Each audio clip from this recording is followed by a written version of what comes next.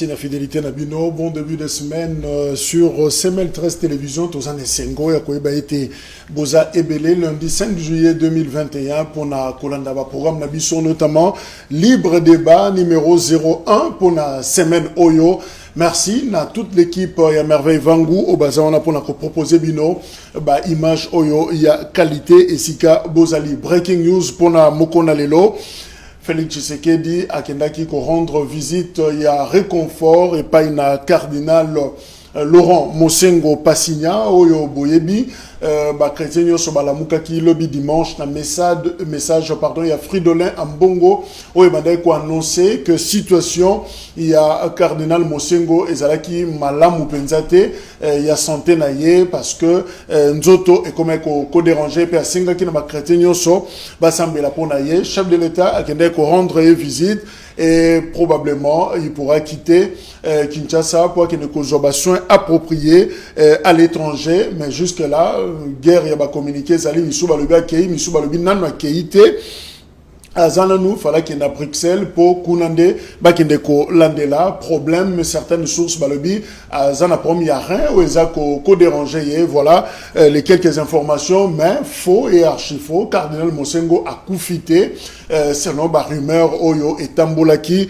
lobby Vital Kamerhe depuis prison a comment qu'il lettre moulaï pour na ko senga justement ba prière peut ko vanter justement ba qualité il y a cardinal Mosengo peut-être que batumusu batanga qui lettre ya Kamerhe façon ba komeli yango ndinga zo kumisa rokanisa lokola zo conjugué au passé mais je crois qu'il parlait d'un cardinal oyo aza vivant justement assuma qui ba fonction oyo hier qui ko assumer na 2007 c'est-à-dire mokonzi ya parlement voilà autre ko retenir pour na cardinal Laurent Mosengo Passigna oyo azana bomoy mais avec souci ya santé ya makasi.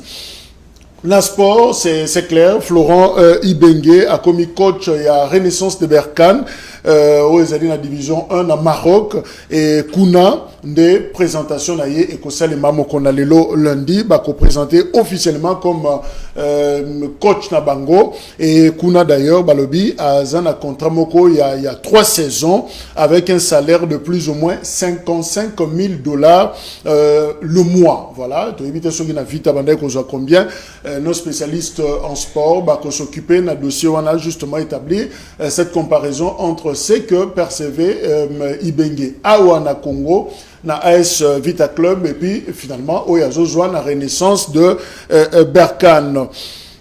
Justice Kalev Afundi batu bafunda qui est Kalev Mutondo mokonzi aner yakala a cotisipé plainte contre batu nyonso ba funda qui est na justice a lobby azo reproché bango imputation dommageable, dénonciation calomnieuse puis association de malfaiteurs par citation directe Kalev Mutondo sengi bango pe baya ba loba makambo ba fundela ki nango soki eza solo ba bimisa ba preuve na yango eza justement ba avocat na ye nde ba kotisi plainte wana.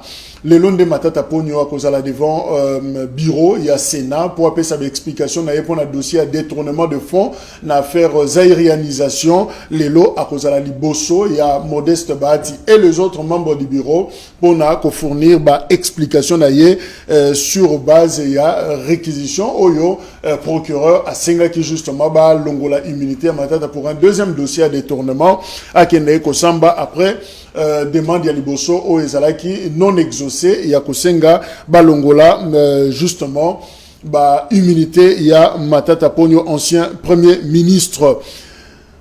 Jean-Marie Kassamba, Joseph Kazadi pe Mutombo bango baza 3 candidats oyo baza ko concourir pour la poste ya président il y a UNPC Kinshasa. Élection eza le 9 vendredi eza koya. Et déjà, Moutouna Moutassa bandi campagne na ndenge na ye na ndenga cessé déjà.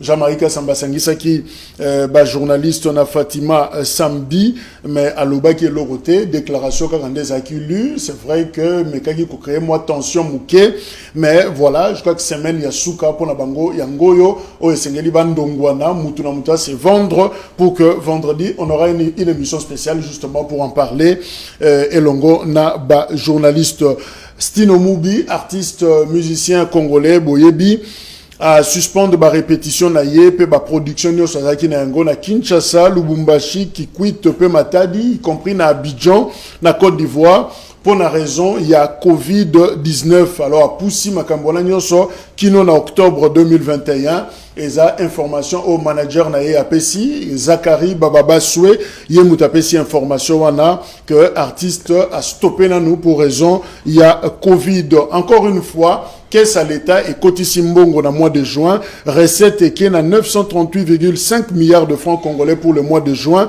avec un taux d'exécution de 129%. Bravo, peut-être la ministre il y a finance pour la performance au régie financière Bazako Sala. Papimbao, Azana Biso, Elongo la plateau, Poto Banana semaine, Azali, Kadona FCC, Papimbote. Mbote Ndewojak. Voilà, Toza Penandeko Grammy, le grand, Kangi, Azana Biso Elongo, journaliste, analyste politique de Mbote Confrère. Mbote Kouloutou Jacques dit Koundéga la Messana Robenga, effectivement nous sommes des confrères, mais également Oza Ine et Sengelito reconnaître Mbote Pena Papi Moussa, Oazako débatteur, et Mbote Nabalandinyoso. Il y a CML 13, Nabande Konabiso, héros dans l'ombre, au Bazako assiste Biso. Si tout va bien, Junior Bakokela, il y a Union fait la force, à Koko, région de Bisso, na plateau. C'est vrai, Papi Mbao, on peut dire quand même bravo, non, la régie financière na Bisso, et puis ministre Nicolas Kazadi à Finance, performance, 129%, il y a taux d'exécution, il y a mobilisation des recettes, c'est bon.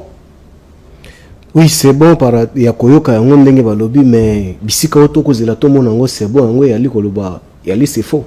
Wapi. Tout le monde en wapi. Je suis fonctionnaire de l'État, je ne sens pas ça. Les pouvoirs d'achat par terre. Vous voulez que qu'on sente ça où? Non, même les gros sont tout niais qui ont senti le pouvoir d'achat, c'était la sentir en haut parce que boutique est l'ingambongote. Grammic. Ouais. En fait, moi, je comprends vraiment ma déclaration pas tout ça. En fait, ma déclaration, effectivement, on comprend. En fait, il faut faire un distinguo, une différence entre mobilisation et la recette. Na impact, il y a la mobilisation dans la vie sociale. Et c'est tout ça la distinction. On est que ceux qui régie financière va mobiliser, c'est-à-dire qu'impact fait la direct. Non, là c'est une autre chose. C'est vraiment une autre chose.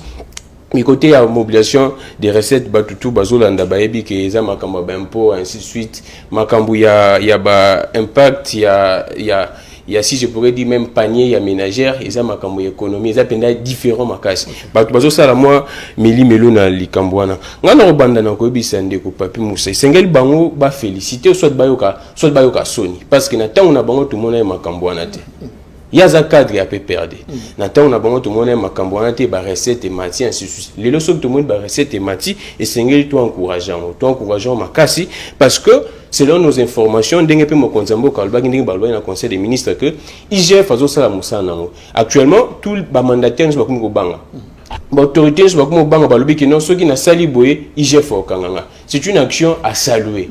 C'est vraiment une action à saluer. Moi, je ne vois pas comment est-ce que les gens peuvent passer la méli melouana entre vie sociale là, Makambu. Il y a une recette. Moi, je pense que c'est un pas. C'est vraiment capitalisé dans les pouvoirs ou soit dans les régimes. Il y a Félix Tshisekedi. Merci. Tout le monde va recette et matin. Deux sujets, toujours Belalelo, il y a Liboso, fonction publique, mafia, et ça continuer selon vice-premier ministre, ministre en charge, il y a fonction publique, paix modernisation, il y a administration, Jean-Pierre Liaou, à Pesaki rapport na conseil des ministres, à l'obi Kuna, Bazo Bungisa, par mois, 20 millions de dollars et 240 millions Nambula Moko et Zobunga Boye, réseau Zanini, parce que doublon baza trop na fonction publique, cumula Mutumoko azana 3 ministères, Mutumoko azana 3 administrations différentes, pe azuela kango bambongo, do aza koto ya zwaka, lelo ba futi aki azui koto yo, ba kaboli ba soso, ya bonne année na Noël, ya se retrouvé na 6 cartons, parce que azui 2 na ba place nyo soana, azalaka, ezotia complication, ba agent fictif, baza ebele, pe batu ya ba faux matricule mutazo yamba na kombo ya mutu akufa bazo benga mama vinga ye kombo mambweni mazondi ma présent pe a bloquer ngo na mutu na ye ministre alobi eza batu wana nde bazo compliquer fonction publique. Alors que faut-il faire pour nettoyer justement fonction publique pour que fonctionnaire batika kolela ba sentir vraiment que bazo c'est la mboka pe bazo zombongo. Deuxième dossier. Et ça, le comment la aventure, na cadastre minier report ya remise et reprise salami 4 fois lelo te lobby te pendant que tous en mboka au ministre Amin Azali, il y a un premier ministre, il y a un président de la République. Alors finalement, et comme il lokola maseki na kati ya dossier wana ya Kami, on en parle également na émission il y a mon colonel. Alors Papimba on a zongeli pour un premier sujet sur la fonction publique aux fonctionnaires, on s'est défini d'ailleurs comme tel. Kuna ministre à lobby, il y a un problème, il y a des doublons, il y a un problème accumulé, agent fictif, faux matricule Ezali. Est-ce qu'on peut confirmer qu'effectivement, la famille mounene ou la fonction publique na Congo, effectivement, fraude au Ezali?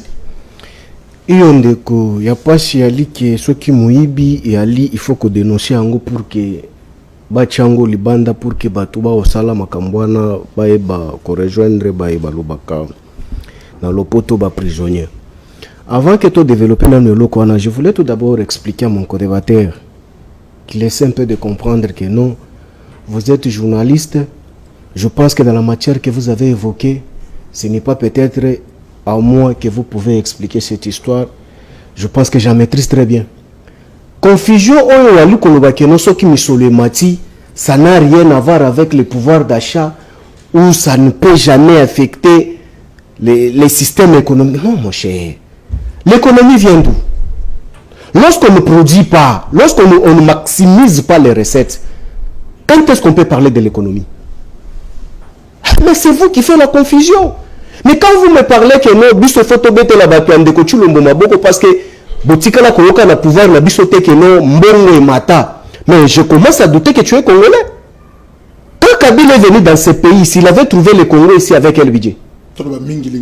Akuta ango na kitunga l'état misoloboni, voire même réserve de change akuta ango boni, pouvoir d'achat akuta ango na hauteur nini yo maîtriser makambo faut expliquer là ango akuta ango na toni. Mais quand tu l'es parti là laisser ça na toni biso batoto ko bika na iki tika ce qu'on a expliqué yo mutu ali ko bika na iki te. Batu oyo bali ko sala recette wana bolobi soki 1800% sur 80 000%. Mais voici kende na DGI oyo kende bakolela bakofuta mate bato bazwaka ba prime bakozwa te. Siko batu ba matisi misolo na kitunga l'état. Le faible pourcentage na bango ezongelaka bango 5% seulement. C'est que toi tu ne comprends pas. 5% seulement. L'état o moyini o matisi misolo boko yembela biso. Akokoka kofuta bango te. Et maintenant, je t'apprends ces risques aujourd'hui grave, il y a des professeurs et bandalelo.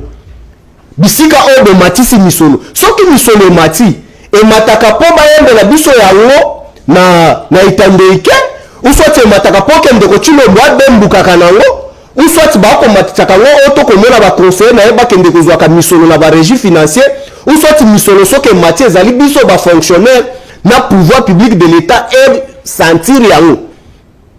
Vous avez vu que grève ko banda ba médecin bangwana surtout bali na balabala mais misolo mati ba futa ba médecin ce n'est pas seulement qu'Ndeko Chilombo a trouvé que ba vrai Congolais important où il faut protéger ce n'est que les 400 députés ou 300 et quelques ayaza kana bango na 40 quelques sénateurs bazanango ndeko tondi samaele na bango il faut ressemble la bango mituka parce que bango batambola makolo. Mais le même salaire na bango de droit. Les professeurs qui ont fait l'objet à dépenser mécanisme na bango pour que bacha na mutu ya ba famille député on a pas légiférer. Pourquoi pas les acheter aussi? Non seulement les acheter, pourquoi pas les payer? Mais monsieur, vous ne pouvez pas nous parler à Bidjon. Tu as dit que vous avez un système par le passé. Il y a un système où il y a réseaux sociaux. Tu n'as pas assez d'abonnés. En réalité, vous n'avez rien réalisé en termes de recettes. Donc 129%, ils ont poudre. Mais c'est de la poudre. Pourquoi est-ce que c'est de la poudre? Ndeko, ce n'est pas quand même à moi qu'on peut apprendre ça. Voilà, fonction publique. Oui, fonction publique. C'est très important pour la fonction publique. Ok. Soki misolemati, ngana beteli ndeko kaza di taliban maboko. Ke enoko toko zela na yo ndeko nanga taliban soko sali yango na betelo maboko sokoli ba taliban mis. Nicolas Kazali ministre afini. Ye wana na metizaka ye malamu te kombo na ye. Soki asali bongo na robetele maboko na kozala mutu ayambonga mutu apepede na robetele maboko parce que soki na sentir yango. qui na moni grève ba médecin bibembe ko tambola lisusu te ye misolo na ye amati sango ba futi bango ba baxeli bango salaire na ko beta la casa di mabo ba soda o ba ali na est lokola mbongo mati ba lobaka ndeko chulo mba ko futa bango $400 soki ba mati le pe ba mbongo wana biso ba satan to kokaki ko mati yango te bango ba matisi na ko beta la bango mabo mais est-ce que kaka na nkasa te na ba télévision mbongo mati 80,000%, 386,000%. Mais exécution ya misolo wana nde place biso to yebaka ke e mataki bien kitaki to ko sentir la note fiction batika kokosa fonction publique. Non ndeko, il faut vraiment démanteler réseau wana. Mais c'est aussi si simple avec la nouvelle technologie. Au pesi ndingisa moko ya kolobaki no mutu moko kombo na ye chibangu mususu kazadi mais na lobi Nicolas te mais akondi na place ya mavinga. Et puis à Kangia on a mututi ata ayiki la baya bengi na vinga azotala na kotala mais yepe akasu ko ba bengi na fonction publique. Mais c'est la moindre des choses, c'est qu'avec le système de numérisation tokoti ko démanteler réseau wana. Identification, enregistrement électronique un par un. Toyebi ko yeba keno oyo komboneza akingani oyo komboneza ingani. Mais lorsqu'on traite le système manuel là ndeko ekosi la kate. La moindre des choses, les ministres là, atika ko se plaindre là, la moindre des choses c'est de chercher les experts au bakoya na système électronique pour que ba meka ko identifier ba toi na fonction publique, service par service, ministère par ministère, division par division. Pour comprendre que mais justement, Gramik, problème il y a fonction publique et ça, sauf que ça dans secteur moko o bénéficier na coopération makasi. À tout moment, on a programme tel, il y a réforme, et puis il y a fonction publique, il y a recensement, contrôle presque chaque semaine. Le lot, on a communiqué, on a contrôle lundi. Lundi, on a contrôle. Mais finalement, comment on ne sait toujours pas mettre la main dans le réseau mafieux où les avons dans la fonction publique? Merci beaucoup, Ndeko Jacques. Du coup, dans Robanda Liboso, dans la minute, je vais m'organiser pour que Nebisen de Papi Moussa, dans l'ingate, dans l'Obama Kambou, et ça, bana na yoso de famille ne botale na ndaku balobake moi maye les amwa mukie parce que c'est là comprendre la différence entre ko mobiliser na utilisation ba recette wana, c'est deux choses différentes. Alors gouvernement a expliqué musala au ba régie financière et sali régie financière a celle la mbongo te et c'est ngel papi musa yeba régie financière musa neza koloko tambongo mbongo ya ba recette régie financière sur le Timbongo, le gouvernement a communiqué que régie financière DGDA et Saliboué, DGRA de Saliboué, DGI et Saliboué. Voilà c'est le papier Moussa à noter. On a mon azana papier, azana stylo, na reçu un PC papier na stylo à noter que mobilisation et utilisation, et ça deux choses différentes. Et c'est là ça là raccordement fraudulé. Alors à lobby ma combe bela lobby na robanda na ndeko papier Moussa. Na tango bango balongo na pouvoir. Ba tout basali ba marche awa ba médecin ba marche ki ba tout même na RTNC ba marche ki na RTNC ba confrère na ba marche ki lelo papi Moussa bisa ngai bango batiki combien de paiements na Onatra bango combien de paiements na Onatra combien de paiements FCC la régime combien de paiements na Onatra combien de paiements na Poste d'entreprise nyoso batiki un paiement d'entreprise publique nyoso bango lelo papi Moussa azan ata c'est quand on a sonné pesa batu ba leçon na ko ndima batu ala muka ya SID Martin fait musu d'insulte mais bango jamais peuple congolais ayo ka bango ndenga zolo babongo bazo landa bazo sekaye na ndao bazo sekaye bazo bakino on tezala soute na mboko. Moi je ne peux pas comprendre dans un pays et si ka bazangi soni ezati na mboko. Comment est-ce qu'on va développer un pays avec des gens bazate na sonité? Moi ça me cœur en tout cas. Yango na lo baki mboka oyo vaut mieux génération nyoso ekini parce que nous avons la utilité génération té. Parce que ba deux seigneur ba ka soni ba pesa ba leçon te ba vendre ba apprendre ba on ba komi ko pesa ba tout ba leçon. Je comprends que ça manque à dire, et ça manque à argument et seigneur ka loba. Mais moi je pense que ayebisa batu combien de mois d'impaiement batiki no na jusqu'à présent eza na Poste jusqu'à présent ba entreprise publique nyoso ba batiki un paiement. Alors nazonga na makambu il y a fonction publique. N'a qu'un plus loin. Bango batiki congolais zo vivre na moins $1 par jour. Moins $1 par jour. Botiki congolais na moins $1 par jour. Botiki ba bolia mikobos na kingabwa mikuwa ya poisson ba bezo mutasomi mikuwa ya poisson achango na matembele pour sa saveur et sa soul.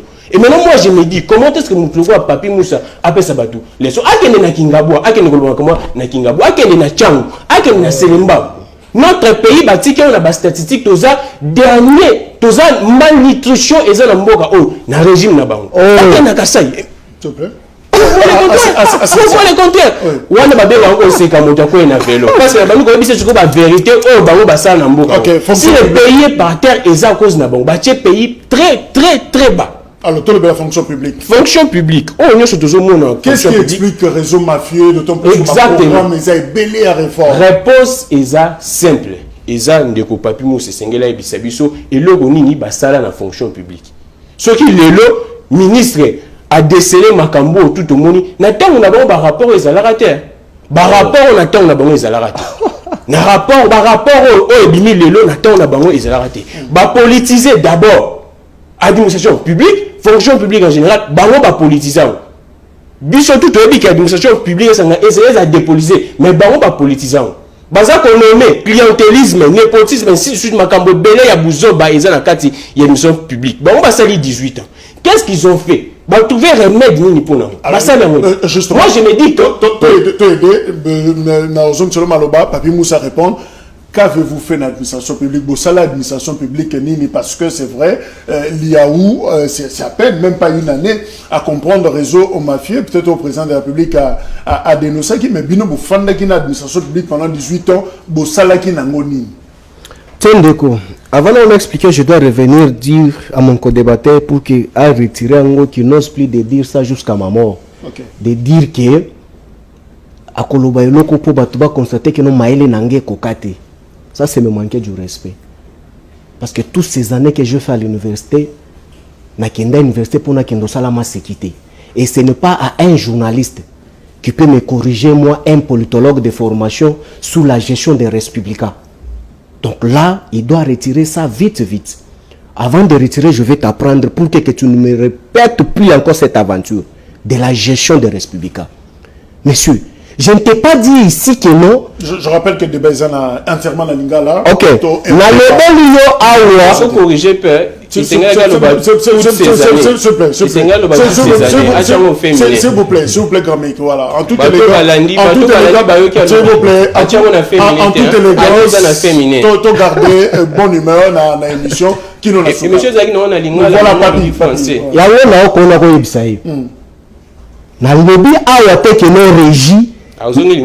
S'il vous plaît. Mais il est malade, ce monsieur. Interférence T dans la terme. Voilà, papi continue.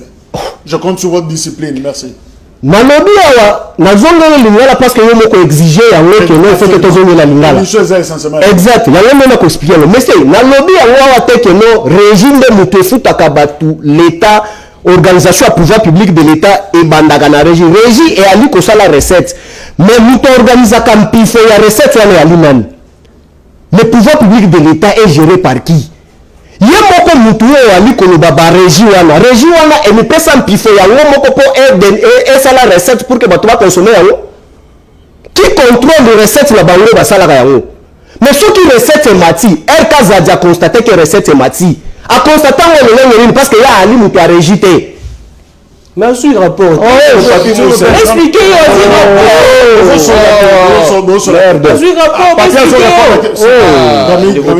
s'il vous plaît. C'est pour expliquer que différence au alinga pesa nga yende faire que ndekoye kola yango à comprendre comment l'attribution ya ba fonction ya ba bilo surtout à l'été la kalolenge nini. Ce qui recette ba sali recette belé na ba région surtout. Mais c'est logique.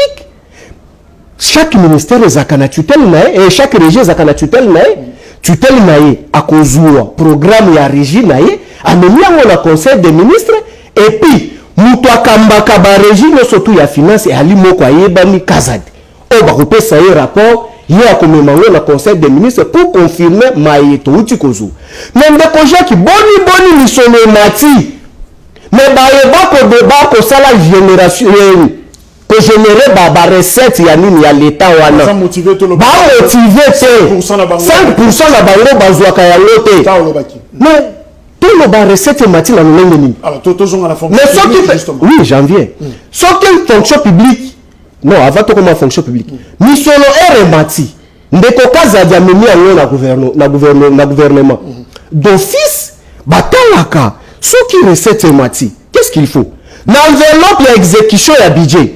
D'office, pourquoi il y a un problème? Loi et l'unique de la mine. Ce qui recette est mati.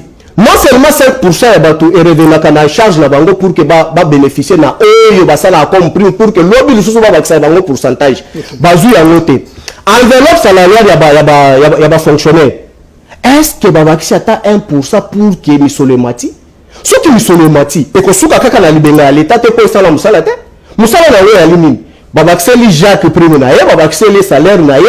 Bisika là qui a combattu ba infecté mbongo bisika wana pour que ekitisa lisusu bisika makambo ya là qui a combattu mais biloko ndo surtout ali ya combattu mais to ali na misolo ebele siko misolo wana musala na ngoni impact na ngona quotidien ba ezali te ya ngone place ngana ali ko douter na lobi que soki alaki solo que elaki monana na misala nyoso ngungu na uti otuna awa alors soki to ali ko loba bongo c'est dans le sens que non lelo ye auti ko loba yango.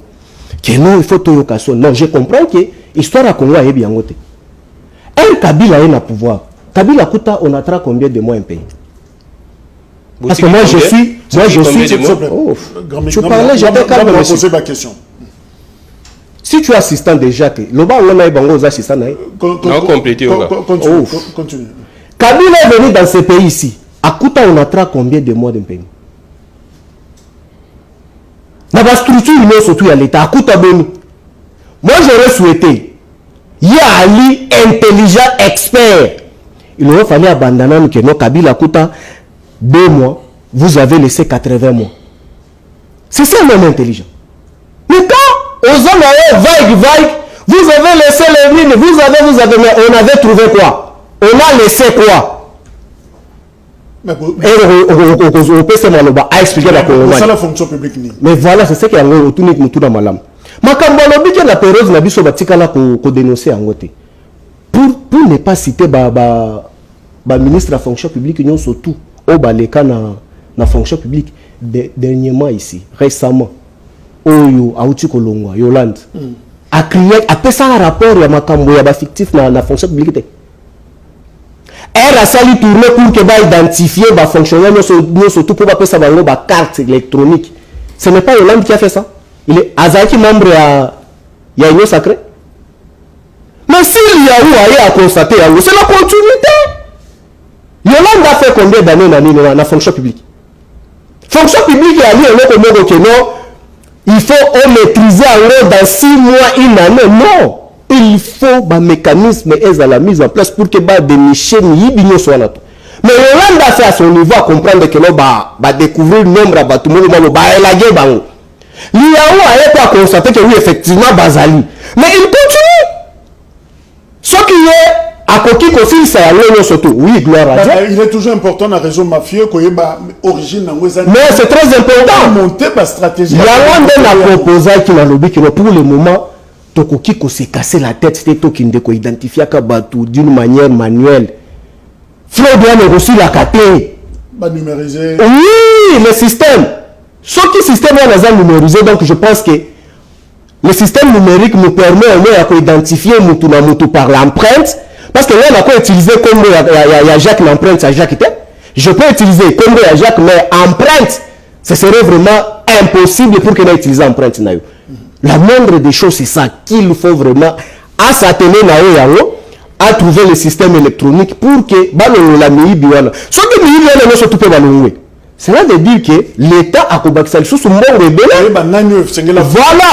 Voilà. Et puis ça l'air là-bas, et qu'on s'est multiplié les sous. Alors, justement, tu as avancé dans le débat, Gramik. Alors, ministre Lobby, une commission, et vous allez coordonner par Yemoko, et ça mise en place justement pour certifier le cas de fraude, et puis pour la télé, remonter la sécurité à donner, justement, pour la fichier, frappe, pour la fichier, il y a administration publique. Vous pensez que commission wana qu'on numérisait pratiquement un lobby et qu'on apporter un changement dans la maîtrise effective de la fonction publique? Oui, effectivement, nous abandonnons dans mon temps d'antenne. Moi, je suis très élégant. Alors, ceux qui se sentir frustrés, En tout cas, moi, je retire. Mais dans le bien, on a sens ma bête qui est dans le belogo pour que Batbamona que Aza Maïl les amours et Kokokate. Là, je retire. Mais c'est que sûr, les gens comprennent tant Aza Koloba, ce qui est Makambouezan Dengenini. Moi, je pense que Sengeli, de quoi est moi, Makamboué Belé. De côté dans lobby, Eza Loko là, Ndeko Jacques, yo, Ozaki na 20%. Au commune à 30%. Moi, je suis kakate. Vous avez 20%, au comme 30%, l'équipe 50%. Oui, je suis Kabila coûte à 100 mois, mais il y a combien? Ce qui est que Kabila abandonne au foot à Batou régulièrement. Voilà, tu veux télé maboko. Mais quand on attrape, bande qu'on attrape, parce que tant qui n'a régime. Combien de Batou tout basa qui babama chawate? À combien? Ça n'a combien c'est quoi? On a 3 siko, on a plus de 20 mois. On a été cette information, on a plus de 20 mois d'arrière, plus de 20 mois d'arrière. Ndeko Jacques sur l'émission aussi toqué non atrasiko sur écoute ba yogi ka muto a peut perdre bon bambe mabango mais non pas te l'andeko non pas te l'andeko une minute seulement non pas te l'andeko cela veut dire que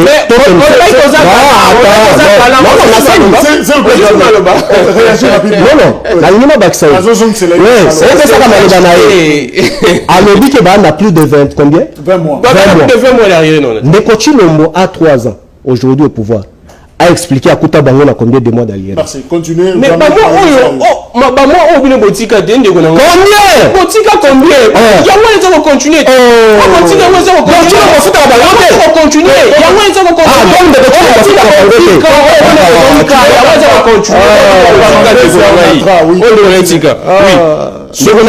On a fonction publique. Je pense que Azanga Maloba pour la question. Cesse de vous agiter. Cesse de vous agiter. Cesse de vous agiter. Cesse de vous agiter. Ce qui est l'eau. Makambo otoza ko dénoncer. Ba cumular. C'est pourquoi parce que bango batika ben paiement. Ndekwaza censé abeta cop bisika nyoso. Na ba poste nyoso na ba fonction nyoso pour que akangisa ma deso bana. Et ça passe ba bango baza ko futa ba ndekwana te. Yango ba cumular ba zebele. Si aujourd'hui le ministre est en train de dénoncer les cumulars, c'est parce que bango baza ko futa ba ndekwana te. Comment expliquer? C'est la pour comprendre. Et Lingolo Baké. Ma situation dans la fonction publique de l'eau, et ça justifié la sociale à base. Justifié la sociale à base. C'est-à-dire que par exemple, c'est ça l'explication claire. Bandeko bazo na nga batutu ba yebi. Comment est-ce que les fonctionnaires na mboka na biso ba vivaka? Ba fonctionnaire ba koma batu moko na yebi te, ba koma clochardiser, ba koma bana moko lokola bana bitike lokola basala mosala yo fele na mboka na bango. Comment expliquer? Papa, depuis que ça Moussala, 20 ans, 10 ans, salaire à Zouarate, Osani, à cause de la caca accumulaire, parce qu'à Bissou Aza, n'a poste X, à Betty Cop, Madé Sobana, à Ken n'a poste Y, à Betty Madé Sobana, Z, à Betty Madé Sobana, à Kangi 6 mois. C'est comme ça que ça se passe. La réalité sur le terrain, c'est ça. Il y a moins de choses qui sont papi Moussa, balo barate, parce que va fonctionner, bazana, kanda, bazar aussi. Solution, pour Nangaï, je pense que c'est Ngeli. Justice à se saisir na allégation il y a ministre to bandana nous car tous on a démarche au basala qui n'est pesté. En tout cas moi je pense que c'est la meilleure démarche batinda IGF a que nous ça la banquette de tout le monde qui n'est pesté IGF ta que nous ça banquette ba ministre ba fictif ainsi de suite après justice azala Moussa naï. Moi je pense que la meilleure des solutions c'est nous établir ba responsabilité. Banani bazo sala makambwana et to yebi bisotu batu bazo sala makambwana bazana régime nini barobi maka wana tant basaki na EPST babimisaki Willy Bakunga babimisaki batu ya régime na bango et tant pe ba na fonction publique babimisaka batu ya régime na bango c'est ce qui bloque fonction publique et ça FC ça ko bloquer te batika les bêtises les sénétons le bango clairement batika bêtises ba komisaki fonction publique le kola ba poche na bango ba renommer ba belle sœur na bango ba renommer ba makangu na bango ainsi de suite yango tozo senga ngana on ça l'appel na ministre ya fonction publique abengisa IGF ça la audit ça la banquette monsieur d'enquête ainsi de suite après IGF atika dossier on a justice et ya siko e kanga batu wana batu ba robang parce que na PST lelo batu ba komi kobanga même ceux qui ba numériser au biso tout ebi combien est-ce que ba tchaki makambu ya bancarisation ya ba salaire mais ba salarié bazo continuer toujours coller là. Moi je pense que c'est une justice à bande au kanga batu auteur ya babuzo ba wana bande ba avant de passer à deuxième sujet alors Papimba est-ce que contrôle il y a inspection générale des finances et ça la bienvenue la fonction publique est-ce qu'il faut vraiment ba kota ba checker pour batala banane baza la base il y a réseau mafieux. Tiens Ndeko, ce que tu dois apprendre Ndeko na yo journaliste que non IGF a ça la contrôle ya ba personnel physique. IGF a contrôlé le mouvement ya misolo. Mais je me pose la question, na pouvoir à Talibani, IGF a contrôlé le personnel physique na lolengeni. Papa, mais bon, contrôler peine comment engager? Voilà, c'est ce que je m'explique. Na lobiboui. Mais non, na minute bato ya mbo ba kosala na inspection sont des inspecteurs à travail. OK. Pour identifier qui est Jacques, qui est Mba ou qui est X. Sokaza agent ya solo. Par là, lorsqu'on comprend que non, Ali agent ya solo te, misolo banda kokende. Mais si ko ba bengisi IGF. IGF yaka ba élément obiso tozu yango. Yo siko mutosali otali makambo ya misolo. Zwa siko contrôler misolo ye kendaka wapi. Nani azuaka yango. Donc il doit apprendre ça. Kolobaki makambo ya mpema. Ndeko. Ngai na akamuta ba sentiment te. Liawo boko yemba ele loke no liawo akeko dénicher kuna makambo ya ba. Jean-Pierre. Nani a formé liawo? Liawo c'est le fruit de qui? Évidemment ça transfige à FC. Ah non. Mais ça c'est l'union sacrée c'est quoi? C'est ça que je veux vous expliquer. Bokoki kofinga pepe bete tanke lelo même tout autour de ndeko chilombo bato ba kosala ke no yende ko chilombo ayoka na ali fruit ya Kabila. Tolo la bato Kabila asali pembeni ya ndeko chilombo a ko présenter bisonal bilomba. O le kati na top ko yo za sérieux. Bilomba tuboye na gestion ya sérieux. Bilomba passe à la télé, passe na ba radio ba ni na lobi ke non. Ngai conseiller ya ndeko chilombo na effectuer mission 4 fois na Égypte. Mais FPI, ne prendre en charge la mission nanga ba frais de mission. Yep sanga na loi ni. Na droit administratif ni. Voilà un petit souci technique, nous continuons papier oui. Oui, comprenez, même courant au Kabila tika, na quartier batika kokuta na makambo aboui. Ko ba je ni ba ko gérer na minute, yebi c'est ce qu'on invité na yo. En pleine émission courait que 80 fois. Gestion à Kabila toujours. Et Kabila za na pouvoir gestion quartier tika la za problème makura. Donc, na kangi parenthèse. Inspecteur du travail, inspecteur du travail, il faut que identifier biso ba mingi wana. Ceux qui va comprendre que non qui est Jacques, qui est Mba ou qui est X, qui est Y, va comprendre que non awa Jacques azaka musate Ali Viku va comprendre que tu l'avais affecté ba enango. Si qu'on a banda ko expliquer pour de quoi comprendre. Par là de ba ko benga IGF a ko contrôler des chaîne à dépenses à misolo. IGF a ko auditer batouté. Non, ça ne peut pas se faire, il faut apprendre le méandre. Nanga expliquer de konanga. Elle a lobby que non Kabila. Non, ngana za mutaba sentiment te. Place tout ça, l'œuvre humaine ne manque jamais l'imperfection. Ya wende mo ke no batunyo surtout balinga kabazala koluka perfection pour que makambo kende liboso. Oui, il y avait les erreurs qui n'a pouvoir na biso tout ça là qui en tant qu'il c'est tout à fait logique. Otoko bunda nango pour que ebonga c'est normal mais il y a biso sala mi lokola ba amateur o ba ko sala stage au sommet de l'état te o ya ko soutenir lelo nandimi oui Kabila e atika ki ba barrière oui nandimi parce que grand frère nanga c'est au cadre na onatra na o chité wana Kabila kuta combien parce que moi je suis fils ya cheminot ngai Kabila e na mboko akuta papa nanga azaka na 18 mois d'impayement ba futaka été. Mais si quoi tout le monde a SNT. Oh, je te parle de cheminot peut-être au éviter cheminot na onatra eza eloko mokote. Atiki 20. Plus de 20. C'est ça. Le no Kabila kei. Atiki papa na nga salaire bodi oyo do futamite. Toza na retard à 8 mois. Mais le nom de Kochilo Mwaye ça fait au moins 3 ans aujourd'hui à l'ina pouvoir. Mais il y a lobby que de Kochilo Mwaye Angelou. Mais Angelou a eu lobby que Bali na 24 mois. Donc cela veut dire que depuis Ndeko ya Zubo Konza futa kabangote. Mais ceux qui viennent de Kochilo Mbabando futa bango, va totaliser 24 mois comment? Parce qu'il y a futa kabango. Tu vois qu'il se contredit lui-même. Il y a un peu de chité to le bango pour les locaux. On a abandonné le Makambwa Bilomba, ba meilleur gestionnaire. À quel la top Congo? À lobby que non. C'est une prise en charge na FPI. Na FPI. Donc on a là. Sur base de quel droit administratif Moutouali na sommet de l'État, présidence de la République, mission naïeuse à la supportée par FPI. Je m'explique que même IGF la kokende, à contrôler en l'engue Merci.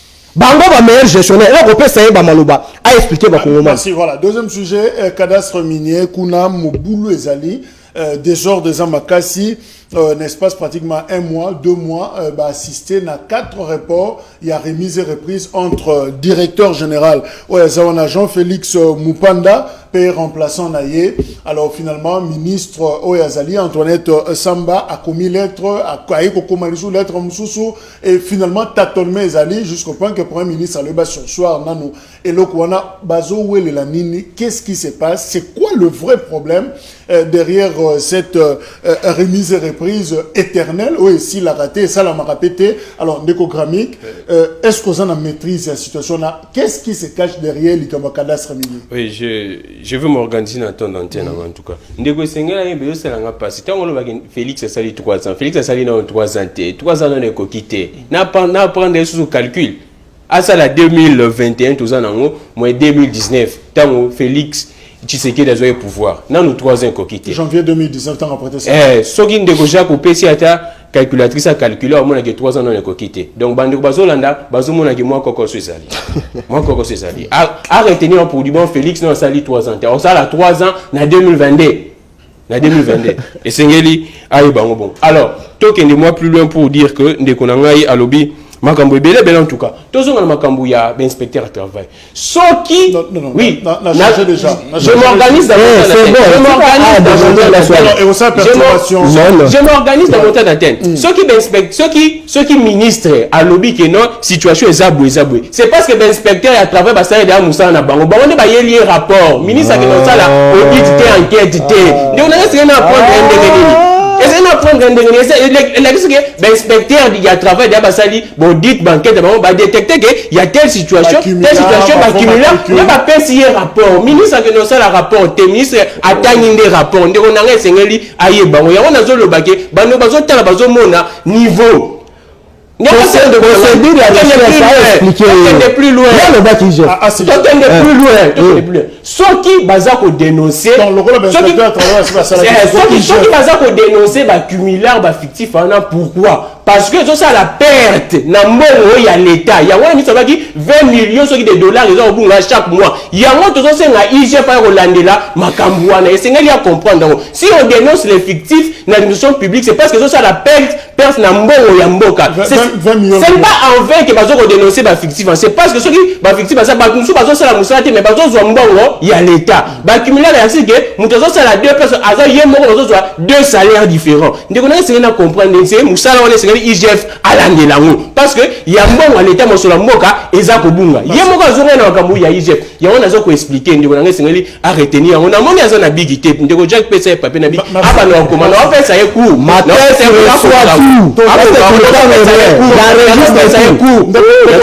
même mondial à terre en ordinateur à combattre l'ordinateur s'il te plaît de Kogami la Sengio pour la bonne politique il y a pas besoin de mon stylo exactement na classe bakenda bon na classe bakenda passer na big ordinateur on fait ce coup là on a zone ni les autres de cadastre minier makambo cadastre minier oyo tokozonga kala pa Kabila en 2018 a comme il fait mandat a vu ordonnance mais on a précipitation. C'est ça le problème dans le cadastre minier. Ce n'est que ça le problème. Kabila a déjà eu ordonnance et na précipitation. Et ordonnance est comme critiqué comme il y a le quota ainsi de suite. On a il y a cadastre minier. Kabila a eu ordonnance en 2018. Félix Mupande na bande musu baza ko contester que ordonnance ya Kabila wana oyo elongoli Félix Mupande eza ordonnance moko eza irrégulier eza ya lokuta que eza ya lokuta bande sengeli ba c'est ça le problème ne ya problème na cadastre minier ya wana mais et c'est que n'est plus loin ngana au côté ya Félix Mupande te ou bien madame wana ba nommé Chantal mais c'est to ebake madame wana Chantal a participé qui na rédaction ya code minier ya sika. Bandeko sengeli baye bango azapenda mutu awumeli na musala na cadastre minier on azapenda agent de carrière a sali plus de 15 ans na musala et directeur en plus yé mutu a participé qui sont qui lelo baza ko bundise moi je penserais que ça parce que code minier biso tout ebi ndenge nini ba mindele baza ko bundisa ngo et yé mutu a contribué qui na rédaction ya code minier wana. Ce n'est pas aussi en vain que Kabila Koudou, selon les informations, Anomaki. Pas comme Mokondi, na cadastre. Évidemment, nous rappelons que exactement. Cadastre minier, c'est une institution publique. Exactement. Titre minier, dans un pays. Voilà. Des autres, des Akuna et Zanini, de Konanga Jacques. Tomoni Willy Kitobo, ministre, Nathan ya Yulunkamba, Batali Banquette.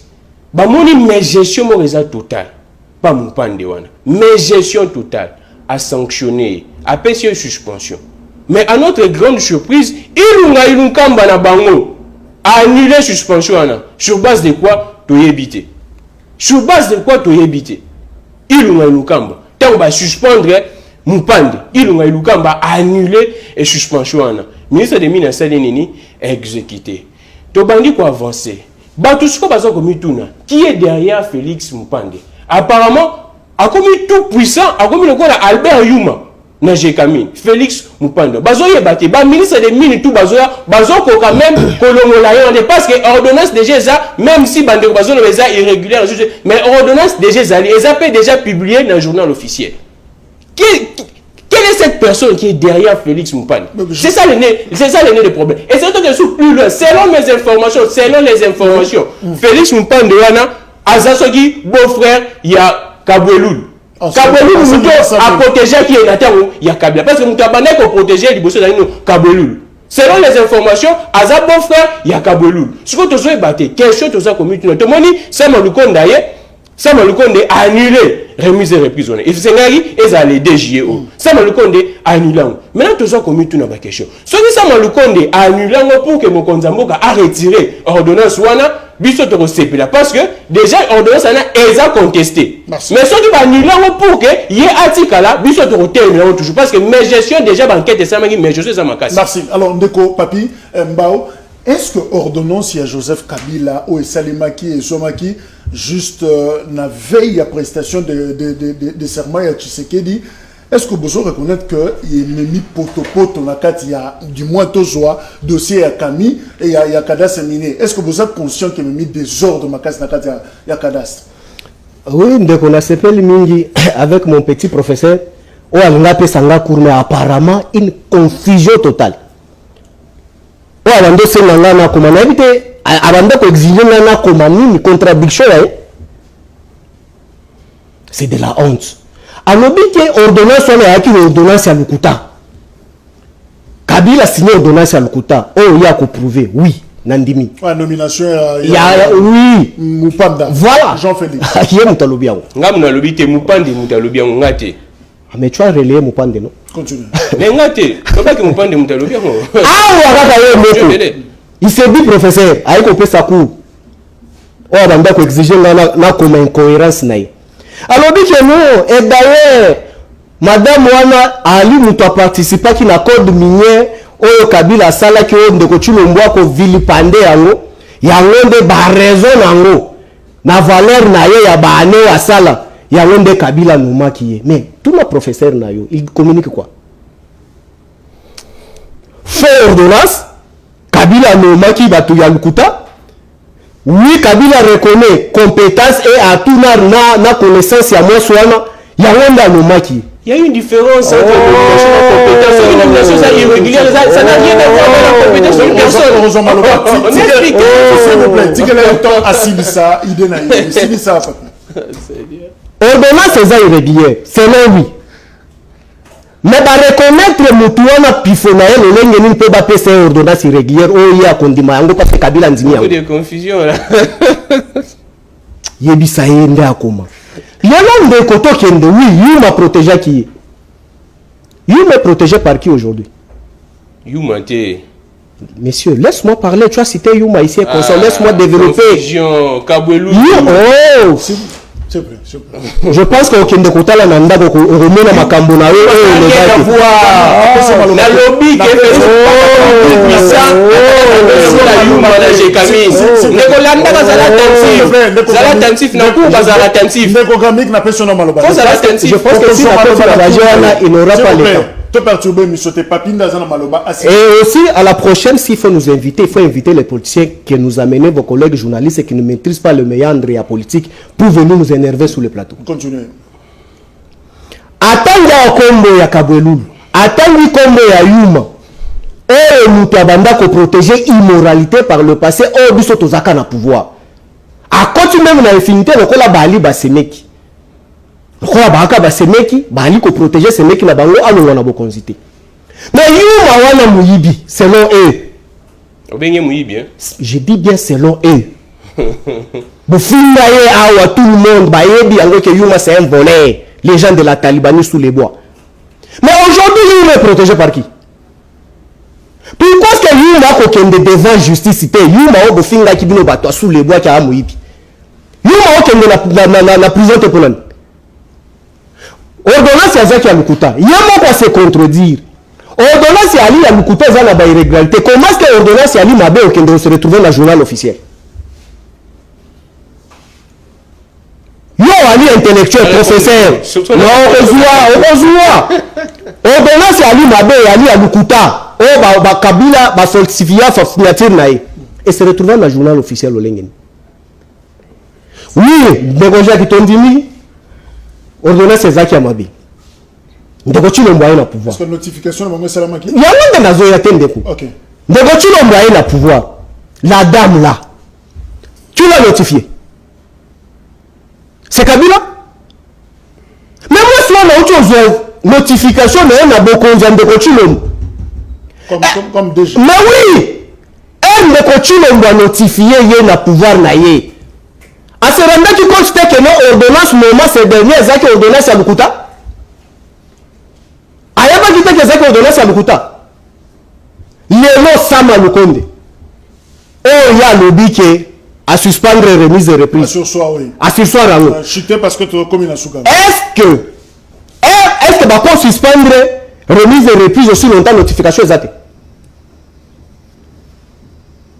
yebisaye à prendre un droit administratif elle va reporter remise et reprise des alatés il faut tout d'abord notification ezala parce que le secrétaire général ba nomaki ba auto sala intérim kala mingi te aw n'a notifié c'est pour dire que aujourd'hui l'incompétence notoire na gestion ya bato sous les bois oyo ça prouve suffisamment que non ba meandre la gestion ba yebi yango te mais surtout ordonnance ya Kabila alaki mabe Kabila kaninde ko chilombo maboko pour signer sous ordonnance te mais surtout ordonnance ya ndeko Kabila ali mabe même de ko chilombo signer sous ordonnance ya solo apesa muto ali na mpifa ko kamba kani mais pourquoi est-ce que boko ça la référence kaka na ordonnance ya mabe merci yango pour chiter moi c'est quoi rapport à rapport ça prouve suffisamment que non ce sont les gens qui ne sont pas sérieux alors qu'il faut-il faire finalement ce qu'il faut faire c'est quoi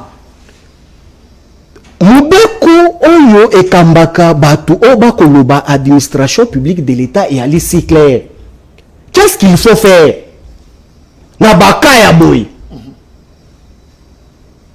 Ba commission ya crise ali. Donc c'est un problème administratif, politique. Et ça politique mais qu'il faut statuer sur ça et puis mokonzamboka azumba la moko décision alors même ba commission.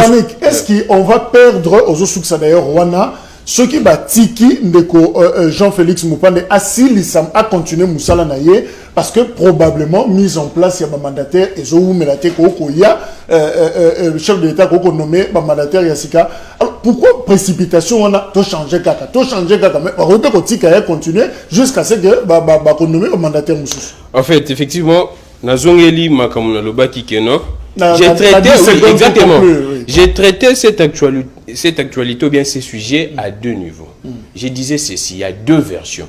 Version mususu eza ko reconnaître que ordonnance wana eza régulière, mususu baza ko reconnaître ngo eza irrégulière, notamment quand il y a Félix. Tu n'as pas dit ça. On va la rediffusion là. Azosilisa. Non, parce que à cause ça qui. Azosilisa. Alors va qui dit ce petit ordonnance à Lukuta. Quand on a lobby c'est qui avec un journal officiel de Landé Mission. Moi je suis très équilibré. Je suis très équilibré. Azala kutu na belément na PC belément belé na sujet. Conclure. Na PC belément belé na sujet. Ayeba ki awote. Atone koti. Yuma na makambu ya. Est-ce qu'il faut attendre ou se précipiter na Pour moi, je pense que Esengeli Batala, Kawana bien. Denge Sama Lukonda à sursoir, remise et reprise, je pense que Bazo ça la banquette balande la. Mais cela veut dire notification Zali. Ndekonanga yo kangate. Non, professeur. Donc cela veut dire que l'explication est valide. Kasi ba peso d'explication. Yo ka ba peso d'explication. Mais sa population là ka ba peso d'explication. Depuis kala mutuna no atelemelaki. Mutuna na tango déjà ya Kabila. Kabwelulu ye mutu atelemelaki yango. Et na régime na bango. Notification ça date de quand? Mais yo ka expliquer. Justement. Kabila joue ordonnance négoziable. Kabila joue ordonnance négoziable. Mais ministre de la finance a beau y notifier. Merci. Merci, au revoir.